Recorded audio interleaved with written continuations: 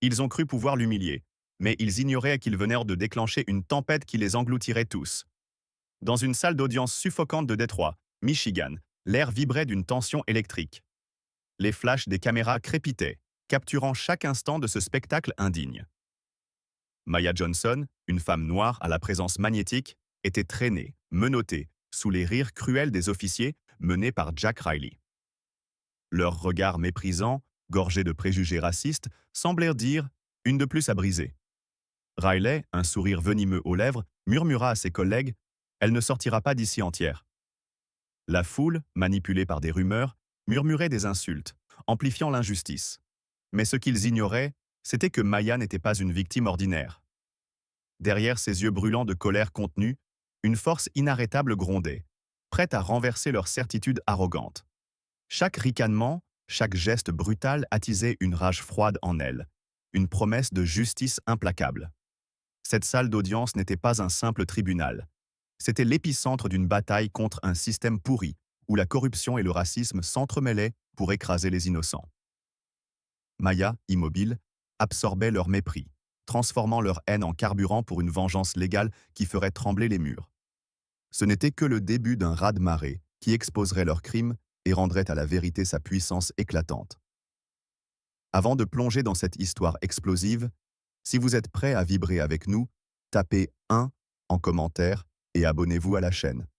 Si vous n'aimez pas, un petit like nous fera plaisir quand même. Et surtout, restez jusqu'à la fin. Une révélation choc vous attend, une surprise qui va vous scotcher. Partagez vos réactions, car cette histoire ne vous laissera pas indifférent.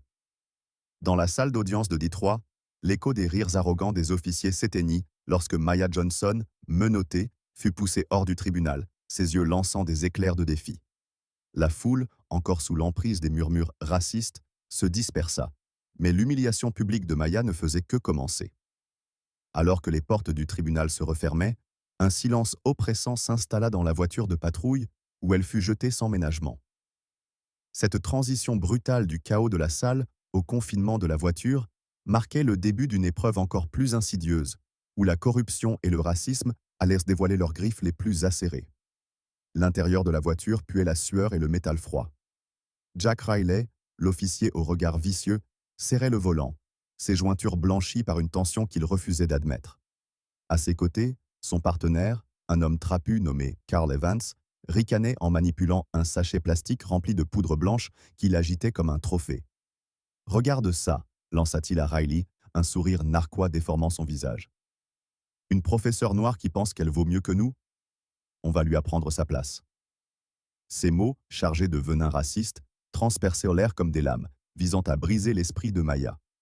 Mais elle, assise à l'arrière, les poignets meurtris par des menottes trop serrées, ne fléchissait pas. Chaque insulte, chaque regard de mépris attisait une colère volcanique en elle, une rage si profonde qu'elle semblait faire vibrer les parois de la voiture. Riley jeta un coup d'œil dans le rétroviseur, cherchant à capter un signe de faiblesse dans les yeux de Maya. Il n'y trouva qu'un mur d'acier. « Tu parles pas beaucoup, hein ?»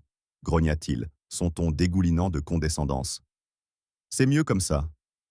Les gens comme toi, on sait comment vous remettre à votre place. » Il appuya sur l'accélérateur, faisant rugir le moteur, comme pour souligner son pouvoir. La ville défilait en un flou de néons et de béton, mais pour Maya, chaque seconde dans cette voiture était une bataille.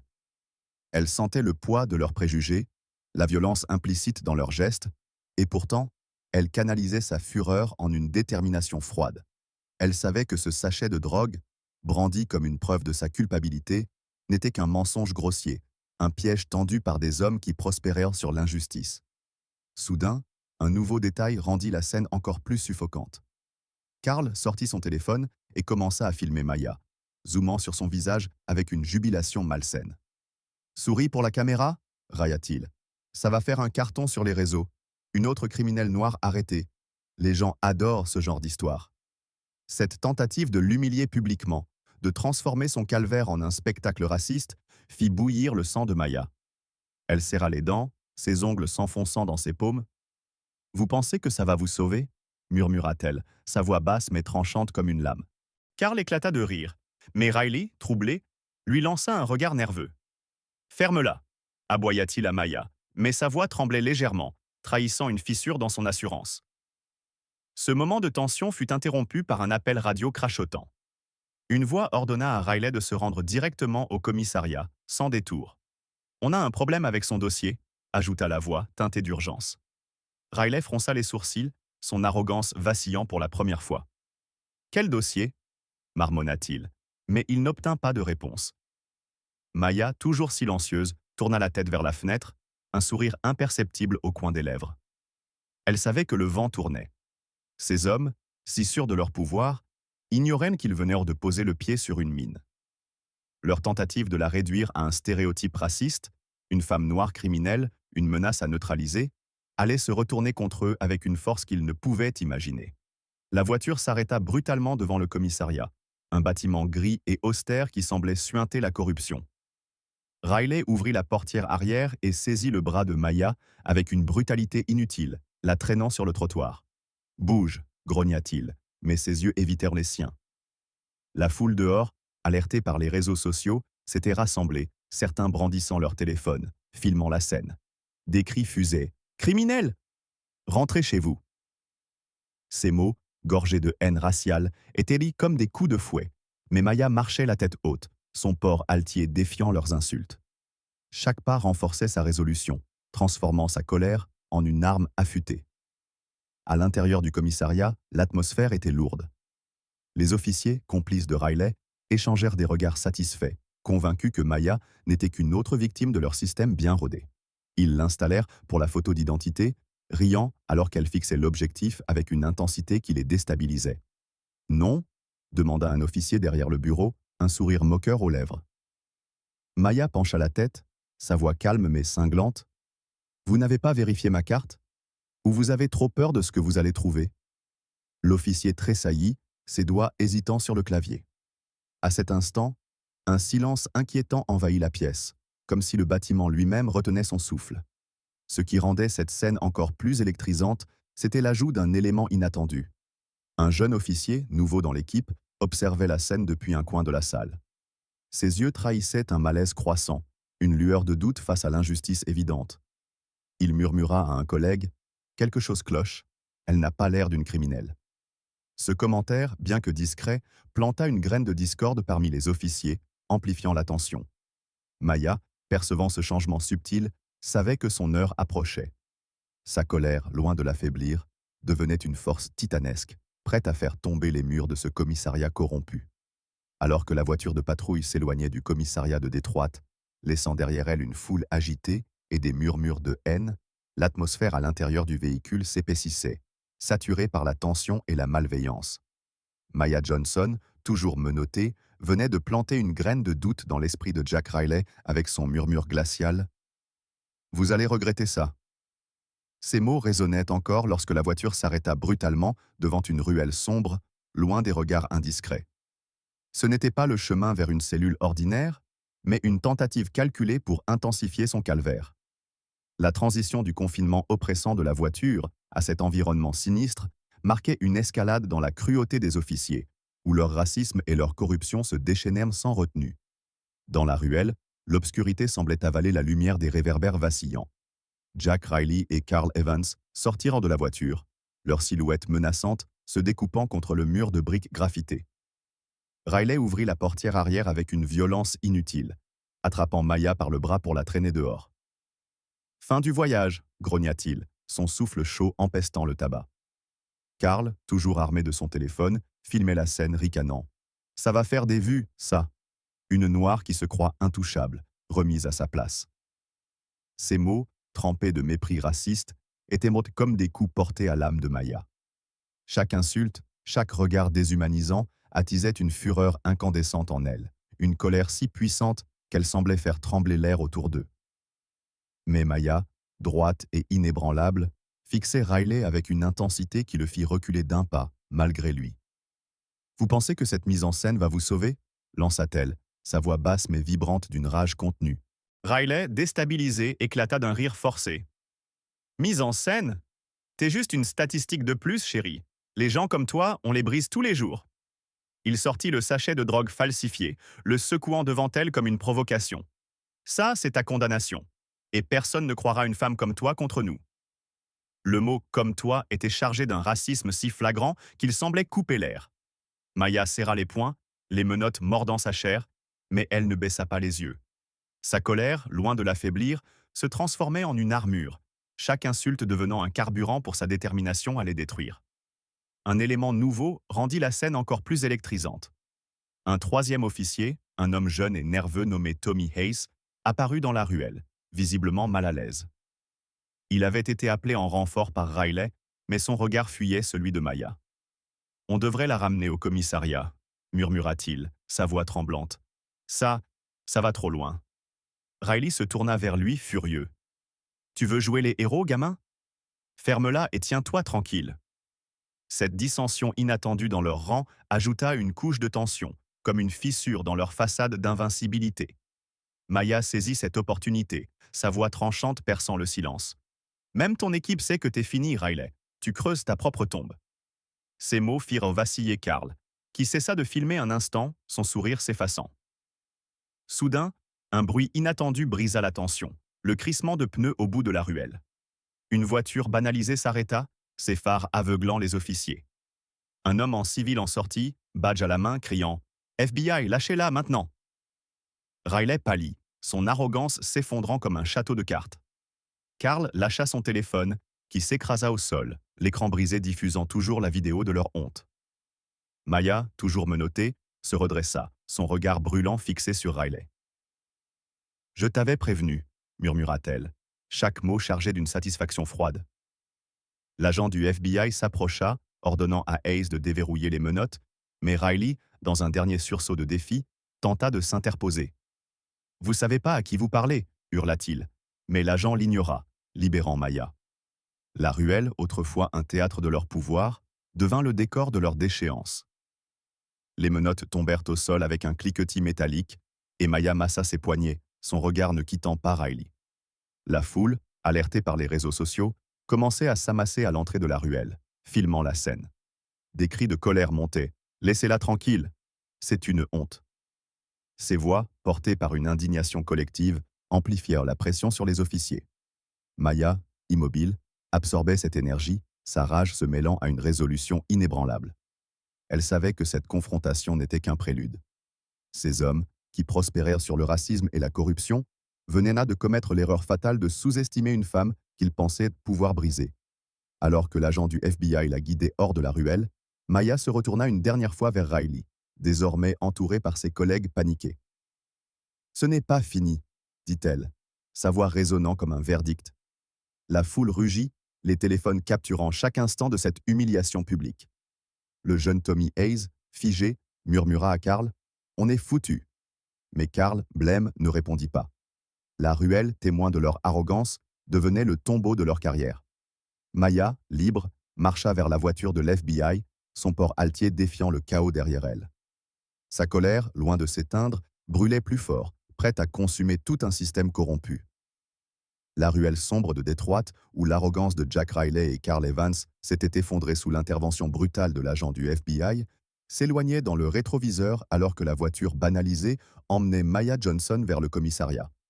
Les cris de la foule, mêlés de colère et d'indignation, s'estompaient, mais l'écho de leur racisme et de leur mépris résonnait encore dans l'esprit de Maya. Ses poignets, libérés des menottes, portèrent des marques rouges, témoignage muet de l'injustice qu'elle venait d'endurer. Pourtant, son regard restait d'acier, sa rage bouillonnante canalisée en une détermination implacable. La transition de la ruelle chaotique au commissariat, un bastion de corruption, marquait une nouvelle phase de son combat, celle où les masques tomberaient et où la vérité, comme une lame, trancherait les illusions des coupables. À l'intérieur du commissariat, l'atmosphère était électrique, saturée d'une tension palpable. Les néons grésillaient au-dessus des bureaux encombrés, projetant des ombres vacillantes sur les visages des officiers. Maya, escortée par l'agent du FBI, traversa le hall sous les regards médusés de ceux qui, quelques heures plus tôt, riaient de son arrestation. Jack Riley et Carl Evans, convoqués d'urgence, se tenaient près du bureau d'accueil, leur posture rigide trahissant une nervosité croissante.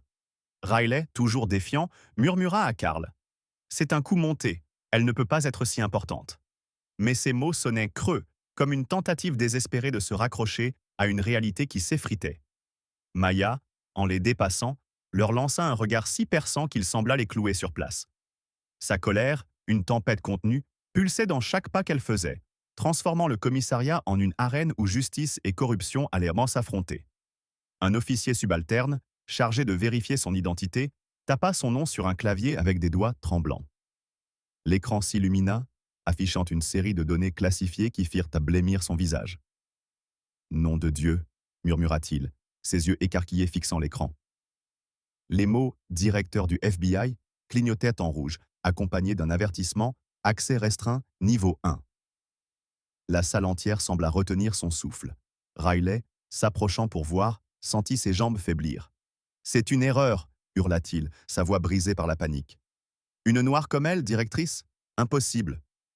Ces mots, gorgés de racisme, déclenchèrent un frisson de dégoût parmi les officiers présents, dont certains commencèrent à s'éloigner de lui, sentant le vent tourner. Maya, immobile, laissa un sourire froid se dessiner sur ses lèvres. « Continue à parler, Riley, » dit-elle, sa voix basse mais tranchante comme un scalpel. « Chaque mot que tu prononces est une pelle qui creuse ta tombe. » Un élément nouveau amplifia l'intensité de la scène. Une caméra de surveillance, installée dans un coin du commissariat, clignotait en rouge, enregistrant chaque instant de cette confrontation. Un technicien, paniqué, tenta de la désactiver, mais un ordre sec de l'agent du FBI l'arrêta net. « Laissez-la tourner, tout sera utilisé comme preuve. » Cette révélation fit l'effet d'une bombe. Les officiers, habitués à manipuler les preuves à leur avantage, réalisèrent soudain que leur propre système les trahissait. Carl, le visage livide, murmura « On est foutus !» Mais Riley, dans un sursaut de rage, s'avança vers Maya, pointant un doigt accusateur. « Tu crois que ton badge va te sauver? On a des amis haut placés. » Maya le fixa, impassible. « Et moi, j'ai la vérité, » répondit-elle, chaque mot chargé d'une fureur si intense qu'il semblait faire vibrer les murs. Soudain, un coup retentit à la porte principale. Un groupe d'agents fédéraux, armés et en gilet pare-balles, fit irruption, leurs badges scintillant sous les néons. Leur chef, une femme à l'allure imposante, s'avança et s'adressa directement à Maya. « Directrice Johnson, nous prenons le relais. » Cette arrivée, comme un coup de tonnerre, fit vaciller les derniers vestiges de l'arrogance de Riley. Les officiers présents, y compris le jeune Tommy Hayes, qui avait tenté de s'opposer à Riley dans la ruelle, baissèrent les yeux, submergés par la honte et la peur. Tommy, en particulier, semblait brisé, murmurant à un collègue « J'aurais dû faire plus ». Cette touche d'humanité contrastait avec la corruption ambiante, ajoutant une profondeur émotionnelle à la scène. Le capitaine Michael Torres, alerté par le tumulte, sortit de son bureau, son visage marqué par une angoisse croissante. En voyant Maya, libre et entourée d'agents fédéraux, il comprit l'ampleur de la catastrophe. « Qu'est-ce que vous avez fait ?» murmura-t-il, ses yeux passant de Riley à l'écran où les données de Maya restaient affichées. Maya s'avança vers lui, sa voix résonnant comme un verdict. « Vous avez laissé vos hommes salir votre insigne avec leur racisme et leur corruption. Maintenant, vous allez tous en payer le prix. » Ces mots, prononcés avec une colère froide, firent trembler Torres, qui s'effondra dans son fauteuil, vaincu. La caméra de surveillance continuait de tourner, capturant les visages défaits des officiers, les murmures de la foule dehors et la silhouette altière de Maya, debout au centre de la tempête qu'elle avait déclenchée. Sa rage, loin de s'éteindre, s'amplifiait, alimentée par des années de lutte contre un système qui cherchait à l'écraser pour sa couleur de peau. Chaque regard fuyant, chaque silence coupable était une victoire, mais elle savait que ce n'était qu'un début. Le commissariat, jadis un symbole de leur pouvoir, devenait une prison pour leurs crimes. Alors que les agents fédéraux commençaient à fouiller les bureaux, saisissant des dossiers et des ordinateurs, Maya se tourna vers Riley, désormais muet. « Tu pensais que j'étais une proie facile ?» dit-elle, sa voix vibrant d'une fureur contenue. « Mais c'est toi qui es fini. » L'orage qui s'était abattu sur le commissariat de Détroit, déclenché par la révélation de l'identité de Maya Johnson comme directrice du FBI, laissait un silence oppressant dans son sillage. Les agents fédéraux, leurs badges scintillant sous les néons, escortaient Maya hors du hall, tandis que les officiers, autrefois arrogants, baissèrent les yeux, submergés par la peur et la honte. Jack Riley, immobile, fixait l'écran où les données classifiées de Maya brillaient encore, comme un verdict implacable. Carl Evans, blême, murmurait des excuses inaudibles, Mais Maya, en passant devant eux, n'accorda pas un regard. Sa rage, une flamme inextinguible, pulsait dans ses veines, alimentée par leur racisme et leur corruption. La transition de ce chaos institutionnel au bureau du capitaine Mikel Torres, où une confrontation décisive l'attendait, marquait l'apogée de son combat, un face-à-face où la vérité écraserait les mensonges. Dans le bureau de Torres, l'air était lourd, saturé d'une tension qui semblait faire craquer les murs. Le capitaine, un homme aux tempes grisonnantes et au regard hanté, se tenait derrière son bureau massif, encombré de dossiers et de plaques honorifiques désormais ternies. Maya entra, flanquée de l'agent fédéral en chef, une femme nommée Clara Ruiz, dont la présence imposante renforçait l'autorité de la scène. Torres, les mains crispées sur le bord de son bureau, tenta de parler, mais sa voix s'étrangla. Directrice Johnson, murmura-t-il. Le mot directrice, prononcé comme une sentence. Maya, immobile, le fixa avec une intensité qui semblait percer son âme. Vous avez laissé vos hommes salir votre insigne, dit-elle, sa voix basse mais vibrante d'une colère si pure qu'elle semblait faire trembler les vitres. Vous pensiez que votre système corrompu me briserait? Vous avez choisi la mauvaise cible. Torres, acculé, tenta de se défendre. Je ne savais pas. Riley et Evans, ils ont agi seuls. Mais ces mots sonnaient faux, et Maya le coupa net. Ne me mentez pas, rugit-elle, sa fureur explosant comme un volcan. Vous avez fermé les yeux sur leurs actes racistes, sur leurs fausses preuves, sur leur brutalité contre des innocents, surtout des Noirs. Vous êtes complices. Chaque accusation était un coup, et Torres, pâle, s'effondra dans son fauteuil, ses épaules s'affaissant sous le poids de la vérité. La pièce, jadis un symbole de son autorité, devenait une cage où il était jugé par le regard inflexible de Maya. Un élément nouveau intensifia la scène. Un écran mural s'alluma soudain, diffusant une vidéo captée par la caméra de surveillance de la ruelle. Les images montraient Mo Riley plaçant le sachet de drogue dans la poche de Maya, suivi de ses rires racistes avec Carl. Cette preuve, piratée par un analyste du FBI et projetée en direct, fit l'effet d'une bombe. Torres, horrifié, murmura « Comment ?» Clara Ruiz intervint, sa voix tranchante. « Vos propres caméras vous ont trahi, capitaine. Tout est déjà envoyé au procureur général. » Cette révélation, amplifiée par le bourdonnement d'un drone de presse qui filmait à travers la fenêtre, transforma le bureau en un théâtre public où la corruption était exposée au monde entier. La foule dehors, désormais informée par les réseaux sociaux, scandait « Justice pour Maya ». Leur colère collective, mêlée de celle de Maya, créait une tempête sonore qui ébranlait les fondations du commissariat. Riley, convoqué dans le bureau, tenta un dernier sursaut de défi. « Vous n'avez rien contre moi », hurla-t-il, son visage rouge de rage.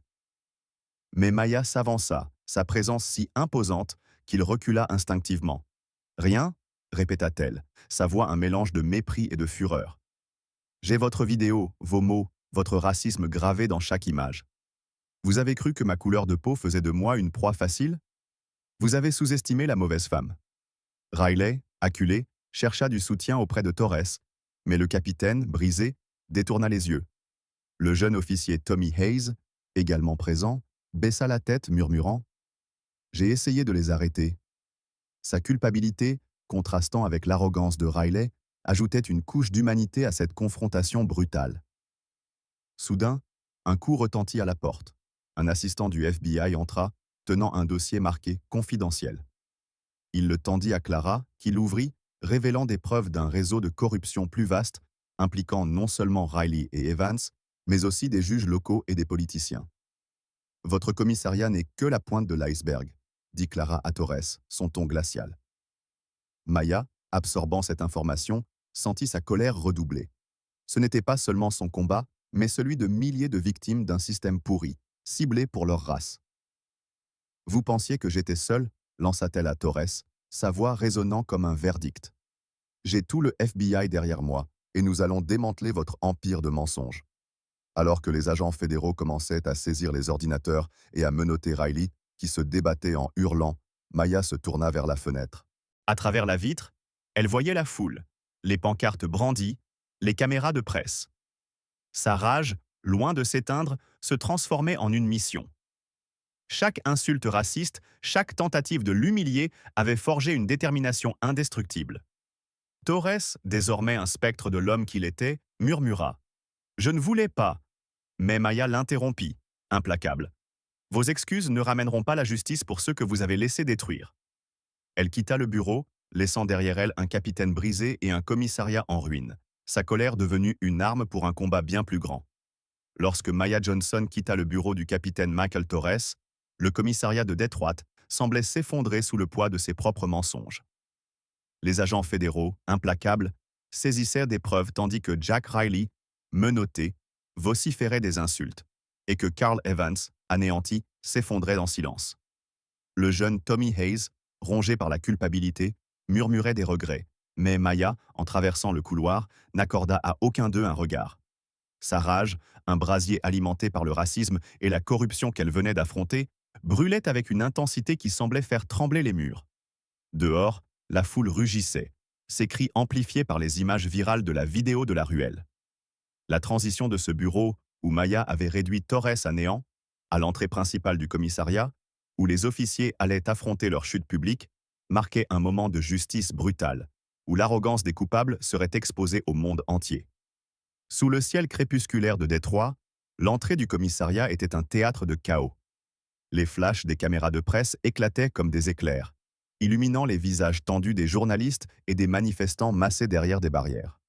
Maya, escortée par Clara Ruiz et une phalange d'agents fédéraux, émergea des portes, sa silhouette altière défiant le tumulte. Les officiers responsables de son arrestation, Riley et Evans, étaient de traîner derrière elle, menottés, leurs regards oscillant entre rage et désespoir.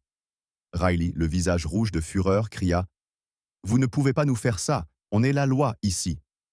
Mais ces mots, gorgés d'un privilège raciste, furent noyés par les huées de la foule. Maya s'arrête, pivotant lentement pour lui faire face. « La loi ?»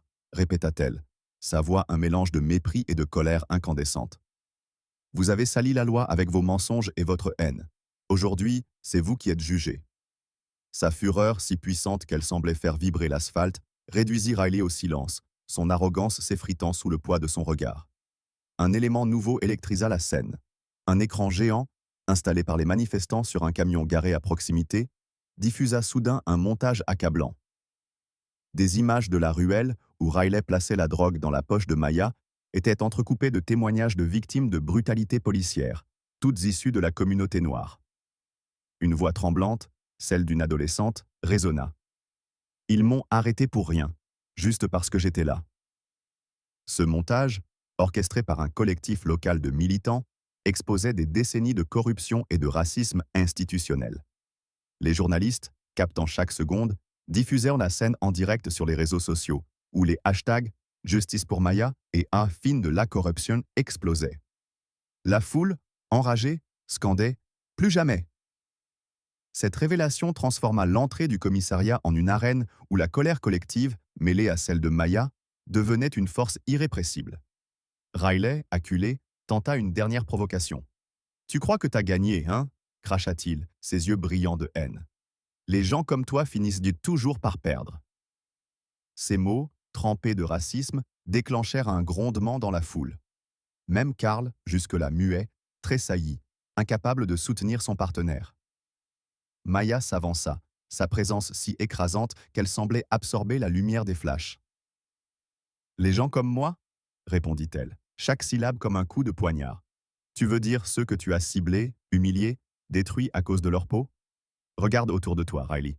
Ton empire de mensonges s'effondre, et je suis celle qui allume le feu. » Sa voix, vibrante d'une rage contenue, fit taire la foule un instant avant qu'un rugissement d'approbation n'éclate, amplifiant l'humiliation des officiers. Soudain, un incident dramatique intensifia la tension.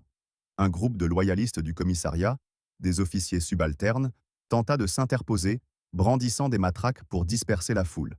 « Reculez !» cria l'un d'eux, mais les manifestants, galvanisés, repoussèrent leurs avances, jetant des pancartes et des bouteilles d'eau. Les agents fédéraux réagirent en un éclair, formant un cordon pour protéger Maya et neutraliser les rebelles. Ce chaos, capturé par les caméras, fit monter l'adrénaline, les cris de la foule atteignant un crescendo assourdissant. Clara Ruiz, imperturbable, ordonna « Arrêtez-les tous. Personne n'échappe à la justice aujourd'hui. » Tommy Hayes, témoin de la scène, s'effondra contre un mur murmurant « J'aurais dû les dénoncer ». Sa détresse, contrastant avec l'arrogance de Riley, ajoutait une note tragique à ce moment de reckoning. Un détail inattendu amplifia encore le drame. Un hélicoptère de presse survola la scène, ses projecteurs balayant le commissariat, tandis qu'une voix amplifiée annonçait « Le procureur général a ouvert une enquête fédérale sur ce commissariat ». Cette nouvelle, relayée en direct, révéla l'ampleur du scandale, impliquant des réseaux de corruption bien au-delà de Riley et Evans. Maya, informée par Clara, sentit sa colère redoubler. Ce n'était pas seulement son combat, mais celui d'une communauté entière, ciblée par un système conçu pour l'opprimer. « Il pensait pouvoir nous enterrer », murmura-t-elle, sa voix tremblante de fureur. « Mais nous sommes en train de les déraciner. » Alors que Riley et Evans étaient poussés dans des fourgons fédéraux sous les huées, Maya se tourna vers la foule. Les pancartes brandies, les visages marqués par la douleur et l'espoir, reflétèrent son propre feu intérieur. Sa rage, loin de s'éteindre, se transformait en une mission implacable. Chaque insulte raciste, chaque tentative de l'humilier avait forgé une détermination indestructible. Le commissariat, jadis un bastion de pouvoir, n'était plus qu'un symbole de honte. Maya, montant dans la voiture du FBI, jeta un dernier regard à la foule. « Ce n'est que le début », dit-elle, sa voix un serment de justice. Les caméras capturèrent l'instant où une femme, ciblée pour sa race, devenait l'architecte d'une révolution. Alors que Maya Johnson s'éloignait du commissariat de Détroit, laissant derrière elle un champ de ruines morales où Jack Riley et Carl Evans étaient emmenés, menottés, sous les huées d'une foule enragée, l'atmosphère vibrait encore de sa colère inextinguible. Les flashs des caméras et les cris des manifestants, amplifiés par la diffusion en direct de la vidéo accablante, résonnaient comme un verdict collectif contre la corruption et le racisme. Le jeune Tommy Hayes, brisé par sa propre complicité silencieuse, s'effondrait dans l'ombre, tandis que le capitaine Michael Torres, anéanti, contemplait la chute de son empire. La rage de Maya, forgée par des années d'injustice raciale, ne s'apaisait pas. Elle pulsait, prête à consumer un système pourri jusqu'à la moelle. La transition de cette entrée chaotique du commissariat à une salle d'interrogatoire fédérale, où Maya allait dévoiler l'ampleur du scandale, marquait un tournant. L'heure était venue d'exposer non seulement les crimes de quelques officiers, mais un réseau de corruption profondément enraciné. Dans une salle d'interrogatoire austère, baignée d'une lumière crue, Maya se tenait face à une table en acier, entourée d'agents fédéraux et de procureurs au visage grave. Clara Ruiz, l'agent en chef, posa un dossier épais devant elle, marqué « Confidentiel, enquête fédérale ». Les murs, nus et froids, semblaient rétrécir sous le poids des révélations à venir. Maya, droite, fixait les documents, sa colère si intense qu'elle semblait faire crépiter l'air. « Ce n'est pas juste Riley et Evans », déclara-t-elle, sa voix un mélange de fureur et de détermination. « C'est un système qui protège les corrompus, qui cible les Noirs, qui prospère sur l'injustice. Et je vais le démanteler. » Chaque mot, comme un coup de marteau, faisait tressaillir les procureurs, conscients que ce scandale allait ébranler bien plus qu'un commissariat. Un procureur, un homme aux cheveux grisonnants nommé Daniel Harper, tenta de tempérer. « Directrice Johnson, nous comprenons votre colère, mais une enquête de cette ampleur pourrait… » Maya l'interrompit, ses yeux lançant des éclairs. « Ma colère » rugit-elle, sa voix faisant vibrer la table. « Vous parlez de ma colère comme si c'était un obstacle. C'est elle qui m'a amené ici, qui m'a fait supporter leurs insultes racistes, leurs menottes, leurs mensonges. Ce n'est pas une enquête, c'est une guerre contre un système qui nous écrase. » Sa fureur, si brute qu'elle semblait consumer l'oxygène, réduisit Harper au silence. Clara, impassible, hocha la tête, murmurant « Elle a raison. On ne peut plus fermer les yeux. » Un élément nouveau amplifia l'intensité dramatique. Un écran mural s'alluma, diffusant une vidéoconférence en direct avec le bureau du procureur général à Washington. Une voix autoritaire annonça « Nous avons intercepté des communications entre des juges locaux et des officiers du commissariat. Ils ont manipulé des procès pour condamner des innocents, majoritairement noirs. » Cette révélation, appuyée par des enregistrements de conversations compromettantes, fit l'effet d'une bombe. Les procureurs échangèrent des regards horrifiés, tandis que Maya, absorbant l'information, sentit sa rage redoubler. « Ils ont construit une machine pour nous détruire », murmura-t-elle, sa voix tremblante de fureur. « Mais je vais la briser pièce par pièce. » L'image d'un juge, riant de ses condamnations truquées, resta figée sur l'écran, comme un symbole de l'injustice qu'elle combattait. Soudain, un incident inattendu fit monter la tension. Un agent fédéral entra précipitamment, annonçant que des alliés de Riley tentèrent de fuir la ville avec des preuves clés. Ils sont à l'aéroport, cria-t-il, brandissant un rapport. Clara ordonna une opération immédiate, et des écrans de surveillance montrèrent des agents fédéraux interceptant les fuyards dans un hangar. Cette chasse, diffusée en temps réel, transforma la salle en un centre de commandement où chaque seconde semblait suspendue. Maya, fixant les images, murmura. « Il pense pouvoir échapper à la justice? Pas sous ma garde. » Sa colère, loin de s'éteindre, devenait une force stratégique, guidant chaque décision. Un autre détail dramatique enrichit la scène. Une lettre anonyme, glissée sous la porte par un employé du commissariat, fut remise à Maya. Elle contenait une liste de victimes de Riley, des noms et des histoires de personnes arrêtées sans raison, toutes noires, leur vie brisée par des accusations fabriquées. En lisant les premières lignes, Maya sentit des larmes de rage monter, qu'elle refoula immédiatement. « Ces gens, dit-elle, sa voix brisée mais ferme, ils méritent justice, et je vais la leur donner. » Cette lettre, un cri silencieux des opprimés, lia son combat personnel à une cause collective, amplifiant l'enjeu moral de l'enquête. Les procureurs, secoués, commencèrent à compiler les preuves, tandis que Clara coordonnait les arrestations à distance. Harper, désormais convaincu, murmura « C'est plus grand que nous le pensions. » Maya le fixa, implacable. « C'est exactement pour ça que je ne m'arrêterai pas, » répondit-elle, chaque mot chargé d'une fureur qui semblait faire trembler les murs. Chaque juge, chaque officier, chaque politicien impliquait ton bras.